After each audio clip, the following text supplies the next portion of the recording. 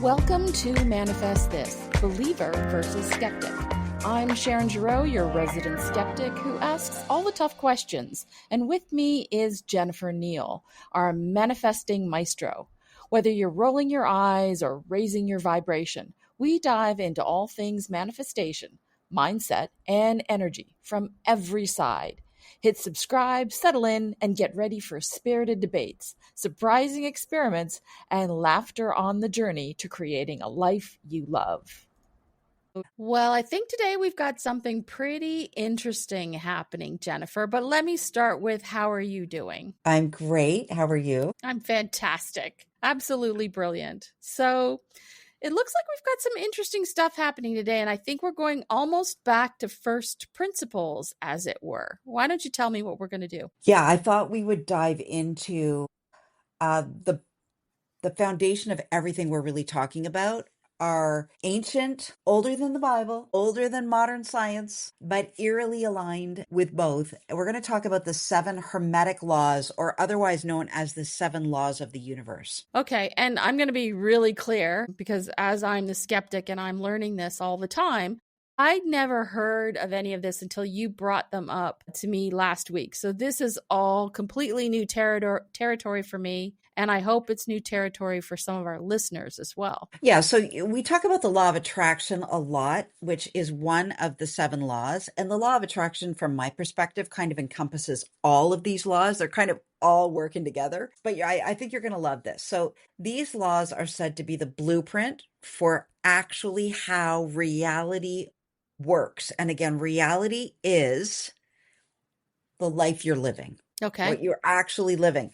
So if you understand them, you can start to create and attract and navigate life from a completely different level. Okay, so basically we're looking at ancient self-help before Instagram existed. Kind of. But these are deeper. These are the laws of the universe, right? Like these are the laws. The creator of the universe made these laws. Like gravity, we have no problem with gravity, right? I drop a pen. We have no problem with that law.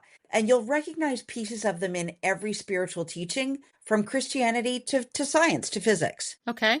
All right. So let's start with, I think the first one you mentioned was the law of mentalism. Everything Yes. is the mind. So why don't you start with that? Okay, so we're going to go through these real fast. Maybe we'll dive into them separately, podcast by podcast, but we're going to go through them kind of as a group today. So the law of mentalism.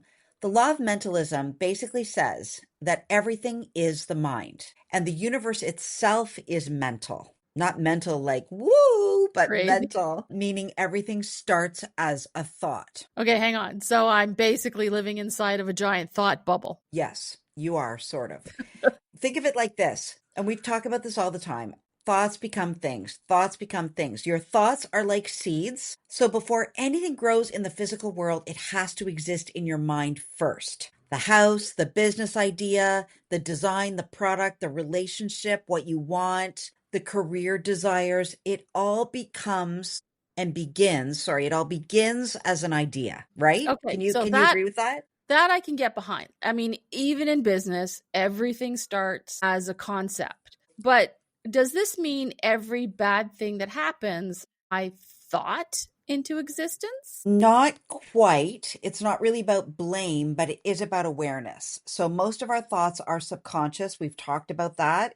A couple episodes ago, we talked about that, like an autoplay list. We didn't really realize this was on repeat. For example, we've talked about money ideas that were put into your brain when you were so little, like money doesn't grow on trees, Jennifer. That is a subconscious thought that's always playing if I don't correct it. And when you start to observe these thoughts, when you start to observe them, you can then gain creative control over what appears in your life. Okay, so it's all about becoming aware of what station my mind is tuned to. Totally. The universe is mental. If you can take one thing away, it's that the universe is mental. Your thoughts are the first cause of anything else that follows. Okay. And so I did a TikTok on this yesterday. If you want change in your life, if you don't like what you see, start with your mental environment. What thoughts are you predominantly focused on? Okay. All right. So then the next One is the law of correspondence. So as above, so below. Like I've seen that on coffee mugs and little Pinterest boards. But what does that mean? It means that your outer world mirrors your inner world. So whatever's happening inside, again, it's kind of the same thing. I think they all speak the same language, but whatever's going on inside emotionally, mentally, frequency, energy, it's going to show up in your external reality. So if I'm chaotic on the inside, then I'm going to attract chaotic on the outside.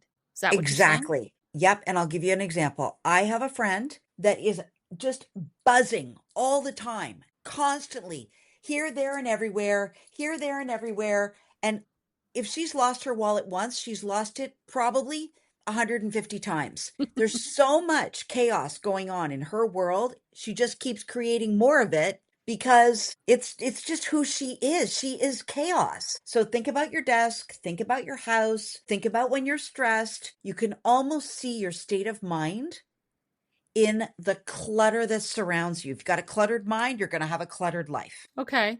I mean, I've had weeks where my kitchen counter looks like an absolute mess. It actually kind of reminds me of decision fatigue and how you see some of the most brilliant people wear the same, in Steve Jobs' case, the same turtleneck and the same khaki pants because it was one decision he didn't have to take.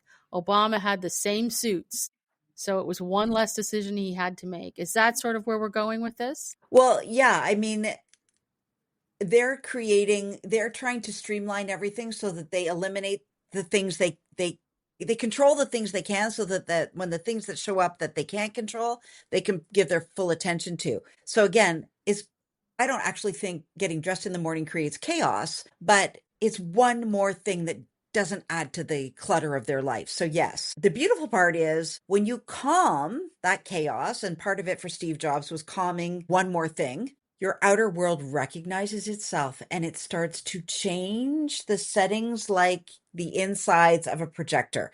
It's like watching a clearer image. It's like watching a picture come into focus appear on the screen because you're creating more clarity, less Okay. chaos.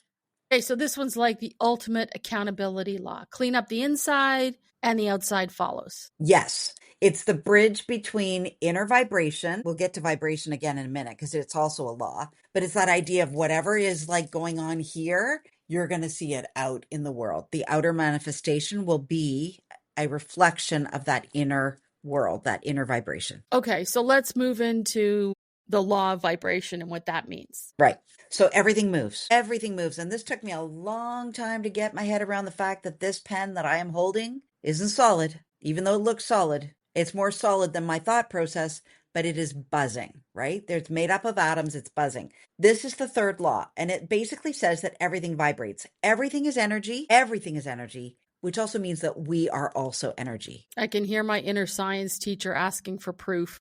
I loved my Mr. Newman, really cute teacher. Yes. Moving on. Okay, so science backs this up, I think, right? Totally. Fair enough. Okay. So atoms are mostly empty space and everything's in constant motion. So your emotions, your words, your mood, they all have a frequency. We talked about the emotional guidance system, the really beautiful things we want in life, peace, joy, bliss, love. They vibrate at a very high level. Okay. So Not when people, chaos, right. And fear, anxiety, stress, envy, all those negative emotions are very slow vibrations. And that's why we say we got to match the vibe to get what we want. So when people say raise your vibration, they're not just trying to be woo woo, they're talking about raising an emotional frequency. Yeah, like there's no joke around the whole idea of high vibes, right? When you're joyful, when you're grateful, when you're inspired, your vibe is much higher. You attract things that match that. When you're resentful, you attract more of that frequency, and that's a very low, slow, energy. That's really interesting because we were having a discussion earlier on. And, I noticed if I'm in a bad mood, everything, they say bad things happen in threes. It's like one thing after another. But what I also notice is when I'm doing stuff I really enjoy in a work environment or working with people I like to work with or hang out with or what have you, everything flows. Totally. That's the law of vibration at work. So energy attracts energy. Okay. If we can take this one thing away, energy attracts energy, energy attracts like energy. And the trick is learning to shift your vibration, maybe through music. Like it's funny, we're talking about how to shift vibration. It's almost November in Ontario, which means it's going to start getting cooler. The leaves are falling off the trees. Some people don't like this weather. I love it. I light a candle and I put out my twinkle lights already around me because it makes me feel so good. Lighting a Uh, candle, smelling the scent, seeing the twinkle lights, it allows me to move through my day with such joy, with such ease. And I know that my external world will reflect that beautiful feeling inside of me. got it. Okay, so the fourth thing we're going to talk about is the law of polarity. So everything has its opposite. Tell me about that. As you said, everything has an opposite. And so Esther Hicks talks about this all the time of everything being on the same stick. So you've got a love stick, you've got a wealth stick, you've got a health stick, and the stick is the stick, right? On one end of the stick, you have love. On the other end of the stick, you have no love. It's the same stick. So light and dark, hot and cold, love and hate, it's the same energy. It's just at different degrees. Okay, does that make sense? Okay, but if hate and love are the same, how do we shift one into the other? It's awareness again, right? So when you recognize that these two ends are on the same stick, hate's on one end, love's on the other, you start to realize that you can slide along. If you're in fear, you can just reach for a little more courage. If you're in hate, you can maybe reach for compassion. We're talking about the emotional guidance system again, going up incrementally, step by step by step. You will never be able to jump. Most people can't. I won't say never. Most people can't jump from hate to love, right? Think about the conversations we've had about family conflict, about boyfriend girlfriend fights. It's hard to roll straight from you really ticked me off to I love you, let's jump into bed, right? Okay. Does that make So sense? so we're not stuck where we are emotionally. We can transmute it. Yes, but again, it's a choice. Okay? But it's also alchemy. The law of polarity teaches us about emotional mastery. I mean, this is heady stuff, but Yeah. this is where it all happens.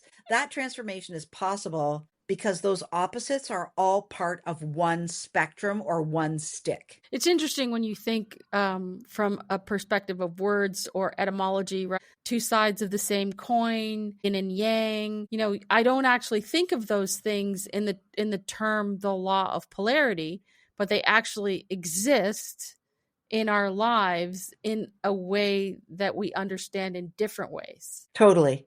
And it's all about, and I talk about this all the time, what words make the most sense to you? And Okay. it's worth spending some time sitting with the actual concept. And if the concept is difficult to understand, which I agree, it is many times, these concepts are hard to grasp. What can you grasp? Mm-hmm. What metaphor can you live with? What does make more sense? What words mean more to you that explain the same thing? Right. Okay. So I think the next one we're looking at is the law of rhythm. Tell me about that one. So the law of rhythm, everything flows. Everything flows. And again, back to Esther Hicks, you can tell I'm a huge fan. I've been studying her for years. Stick with the downstream stuff instead of fighting against it all the time. So this fifth law is rhythm. Everything moves in cycles, night and day, tides, seasons, verse, and of course, even our emotions. Okay, so this one's like the universal permission slip for having bad days. Yes, it is, but the key is not to resist, right? If you can find even the joy in bad news, like a broken arm, if you can find the joy, go downstream. Go downstream. So when you're in a downswing, just know it's temporary and ride the raft of that feeling. When you're in an up, enjoy it fully. And Okay. realize that from time to time, you're going to have the downs, but the more work you do, you'll have way more ups than downs. I can totally confess that that is my life. Flow with life's pendulum instead of fighting it. Go with the river flow. Do not try and go against the river. It's a lot more work. So the law of rhythm actually feels like it's the most forgiving of all the laws. It is. The universe, like the ocean, it breathes in, it breathes out. We breathe in, we breathe out. We're just learning to exhale with it. And without the exhale, the inhale doesn't come. Okay, that makes a lot of sense. Let's look at the next one, the law of cause and effect. So this one feels a little obvious. Every action has a reaction. Yes, nothing just happens. People forget that they are the cause, right? We are the cause, the thinking, we are the cause of this. We are so much more the cause of this than anybody realizes. Most people think that life is happening to them. Oh my God, you won't believe what he did to me, what you won't believe what she said to me. This law reminds us that we are always creating. We, not her, right? You know that saying, when you point at someone, there's three fingers pointing back at you? Consciously or unconsciously, with every choice and every belief, you are creating the effect. You are the cause. Okay. So if I'm complaining that nothing is changing, it's because I'm not changing my cause. Exactly. The effects of your life trace back to your mental and emotional causes. And this is really tough stuff to actually sit with. Like, for example, 2 broken arms in 6 months, right? For you. Yeah. If cause and effect are nothing just happens, every action has a reaction. How did you end up with those broken arms? So if we shift the cause, the thought, the intention, the action, the effect has to change. It has to change. Okay. So that sort of makes manifestation sound a little less mystical and a little bit more mechanical. And that's the beauty of this. It's predictable. It's not magical. So again, as I said, look at your life. If you don't like what you see, do an audit. Health, wealth, love, career, audit all of it. If you don't like what you see in any of those areas of life, all areas of life, recognize you are the cause and start to look at your thoughts around those topics. Okay. So let's look at the last one, the law of gender. So I'm guessing this isn't about male and female. No, it's about masculine and feminine principles in all things. And you and I can probably relate to this a lot, Sharon, as doers, type A's, producers, salespeople, builders. That's very masculine energy. Action, logic, direction. The feminine is the intuition, the creativity, the receptivity. If you think about the actual act of lovemaking, right? Mm-hmm. Who receives the Well, divine? yeah. I've got to say, I've got a little bit of trouble with this from a gender perspective and the male and female, because as you said, both of us are very much into action and logic and direction. And I almost feel like this is something that gets a little bit misinterpreted in terms of, you've got to be an alpha male versus having energy that is described in one way or another. So, I mean, we could talk about it. Maybe this is our next podcast. We talk about masculine and feminine energy because they are needed in everything. They are Right. needed in creation, first and foremost. You and I aren't here today without a masculine and a feminine, right? Right. But that's one way of looking at it. If you approach your business, let's talk about business because everybody loves business and it's pure hustle, it's pure logic.